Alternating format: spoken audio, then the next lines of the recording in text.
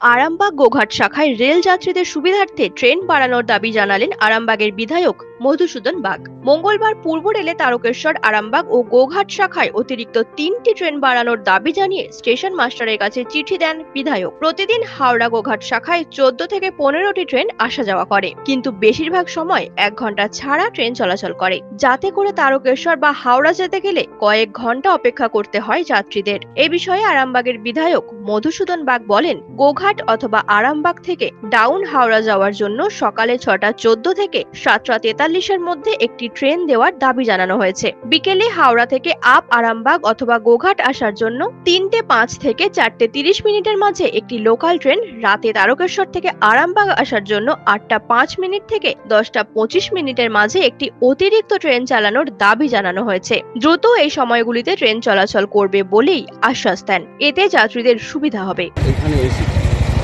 আমরা জানি যে স্টেশন মাস্টার মশাইয়ের কিছু কাজ নেই, এই কাজটা করবেন বিহারের হাওড়া, এই কাজটা করবেন জেনারেল ম্যানেজার, এই কাজটা করবেন আমাদের মাননীয় রেলমন্ত্রী অশ্বিনী বৈষ্ণব। তো স্বাভাবিকভাবেই স্থানীয় সমস্যা স্থানীয়ভাবে এখান থেকে উপরের দিকে অর্থাৎ বিআরএম এবং জিএমের কাছে যাবে। সেই কারণে আমরা স্টেশন মাস্টার মশাইয়ের কাছে একটা লিখিত দাবি জানালাম। নিউজ আজ বাংলা, আরামবাগ।